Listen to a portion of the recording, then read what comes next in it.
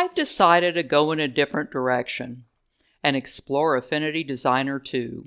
Don't get me wrong, I haven't abandoned Affinity Photo 2, but when I purchased it, Affinity Designer came along with it, so I might as well learn that too. I've been told that Affinity Designer is like Adobe Illustrator, but since I don't know anything about that, it's sort of irrelevant to me. I really don't know if that's good or bad. I just can't face taking you through the layout of the desktop like they do in most videos. Nothing turns off a beginner, me, more than having to sit through all that. I just can't face it. I just can't. I like to learn things as I go along, tools when I'm going to use them, because I'm going to forget them. Oh, and by the way, I'm not an artist. To tell you the truth, this is a bit scary. I feel like I'm entering a new territory, but hey, let's dive in and see where it takes us. So come along as I try to learn Affinity Designer 2. Let's learn it together. When we open Affinity Designer, you get the same new document screen that you get in Affinity Photo. You can keep the screen from showing up by unchecking this little box down here that says Show on Startup, but I never do that. I always want it to open up just in case. If it doesn't open up, you can always go to File, Open, and New Document, and it'll pull up the same thing. So here, I'm going to select the letter size, which is selected anyway, but then I want to get rid of the margins. So as an Affinity Photo, all we have to do is uncheck Include Margins, and that will get rid of our margins, and then I can just go Create. Okay, so now I have a blank document. Not a black document, a blank document. Now, I'm going to draw something by going down here to this rectangle that says Rounded Rectangle Tool. But there's a lot more to this than just a rounded rectangle. If you click on this arrow, you're going to find that you have a whole lot of new and interesting things that you can draw. And you don't have to be an especially good artist to do that. I'm going to draw a heart. So that means I'm going to select the heart tool, and then I'm going to click and pull it down and draw my heart. So right now, right there, I have a heart. And notice it's got this bounding box around it with these little nodes. And if you click on the node and pull it, you can change the shape of your heart. If you don't want it to change shape all over, all you have to do is to hold down the Shift key and then pull it, and the whole heart will change shape. So now we have our heart. Okay, maybe I want it a little smaller. There we go. Okay, now, I don't want to leave my heart blank like that, so I want to give it some fill. So I'm going to go over here and click on Fill, and then go over here to Swatches and click Red. And so now I have a red heart. Right here, this looks like it doesn't have a border around it, that it's just a red heart, but it really does have a border. Notice up here on stroke, it's trying to tell you that the stroke is black. The reason that it doesn't show up as black is because if you click on this stroke thickness box, you'll see that you have the different styles, and you'll also see that the width is at 0 points. That's why that there's no stroke there, or at least it doesn't show. So you want to move this to where it gets as thick as you want. We don't want it that thick, but I want a little bit of a stroke around it, a little bit of a black border. And so now I've got my black border, and I have my heart. So now I have my heart, and notice over here in the Layers panel, it tells you that you have a heart, and just like an Affinity Photo, it will tell you what kind of an image this is, whether it's a pixel or something else. Now, I want more than one heart. I want 4 of them. So in order to get 4 of them, all I have to do is to click on the heart and right-click, and then press Duplicate. And if you've been following me in my other videos, this is the same thing that you would do in Affinity Photo to duplicate a layer. So we're going to duplicate the layer, and we're going to make 4 of them, and now we have 4 hearts. And the reason you don't see it is because you've got to pull them out. So there we go. There's our 3 hearts, and there's our 4th one, and we have our 4 hearts. Now, what I want to do is I want to make a 4-leaf clover. So I need to arrange these so that I can make a 4-leaf clover. One thing I forgot to do is I forgot to change the color. Well, now that I forgot to do that, I'm going to wait until I group them and then change the color all at once so you can see how we do that. So right now I've got this heart selected, and I want to flip it to where it will flip upside down. So up here, you've got some transformation tools. This one right here says flip horizontal. This one says flip vertical. That's what we want to do. So I'll punch flip vertical, and it will flip and turn upside down. This one, we want to have it flip to one side. I always forget which one is which.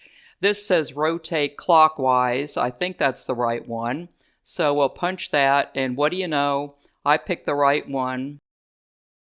Sometimes I can't tell my clockwise from my counterclockwise.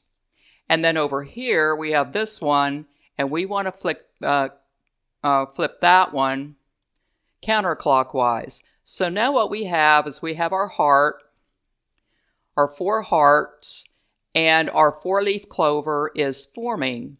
So now I want to change the size of these because those fat leaves look weird. And so I will fix this by changing the size, and fix this by changing the size a little bit, and get them to where I want them, to where I have a 4-leaf clover. And that looks good. Well, that doesn't. No. Okay. So that gets good enough to where they all intersect right here in a node. Now, if I were to try to move this around, I wouldn't be able to do that because there are 4 separate layers. So what you can do, if you want that clover and that's your well, even if it's your final thing, you can always ungroup them. But what I'm going to do right now is to group them all together.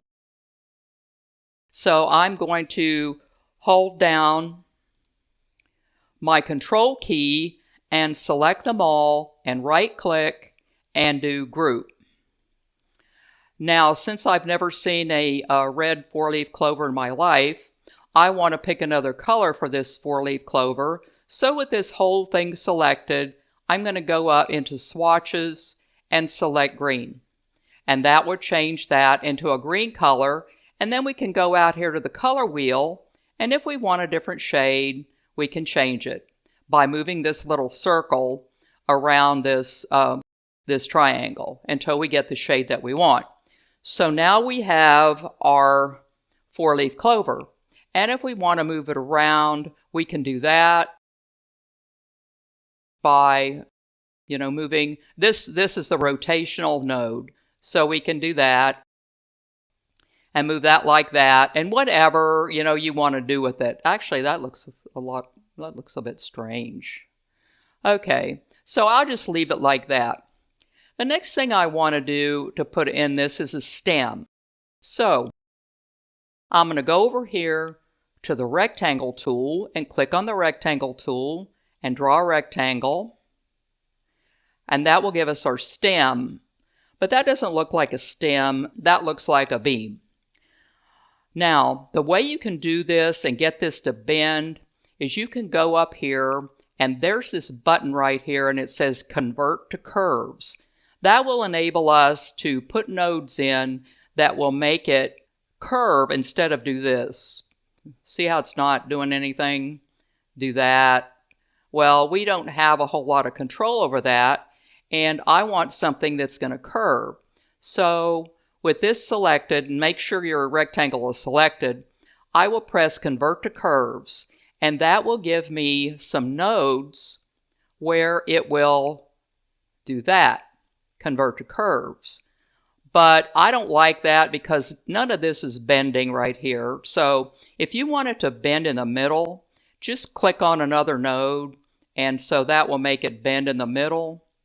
Click on another node over here, that will make that bend and bend out and so on, so that you can make it more realistic. You can add as many nodes as you want so that you can make it to where it's more or less curvy and not, doesn't look like it's just, you don't want it to look too fake. So I'll get that. Okay, to take a look at it, let me see. We need to make that a little bit more curvy. Put one here. You can add as many nodes as you want to get it the way you want and to get our stem the way you want it to look. And you can move your nodes up and down. If you recall, there's also one of these in Affinity Photo that I used before. Now what we want to do is I don't want this stem to be green. I want it to be a brownish color. So I'm going to come up here and go to swatches and click some kind of brown down here.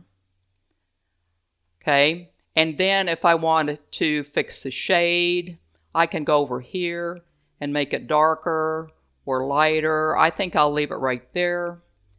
Let's adjust that node a little bit more. I shouldn't be so picky about stems because stems aren't really exactly perfect anyway. Okay, so I'm going to click out of the node tool and onto the move tool because I want to move my stem up here to where it's underneath the clover. And to hide it, I need to move this layer down here. So now we have our stem underneath the clover, and we can move it around to where we get it like we want it and all that other sort of thing. Alrighty, now we have a 4-leaf clover drawn even by me. No freehand involved in this. This little tour was just to show you how to use some of these drawing tools under here. There's a whole bunch of them that we're going to get to in future lessons. I didn't want this lesson to be too long. So anyway, that's lesson number 1 for both you and me. And in this video, we took a look at the node tool. Let me click out of this. We took a look at the node tool, which is right here. We took a look at the shape tool, which is down here, where we draw our heart. And we took a look at the fill and the stroke functions. That's how we got our color and got the strokes around our shapes, and the alignment buttons. So we took a look at all those things, and there's the fill, there's the stroke, the alignment button so we could align everything. And so that's what we did. Oh, and the convert to curves, which is up here. I almost forgot about that. So we got the transform, which flipped it vertical and 90 degrees, and the curves so that we could smooth out our curves and so on. I think I'll stop here because I don't want to press my luck. I don't think learning this will turn me into a graphic designer, but it will be fun learning the program. So I hope you got something out of this. And remember to like, subscribe, and ring that notification bell. And buy me a coffee to support my channel if you're so inclined by clicking on the link.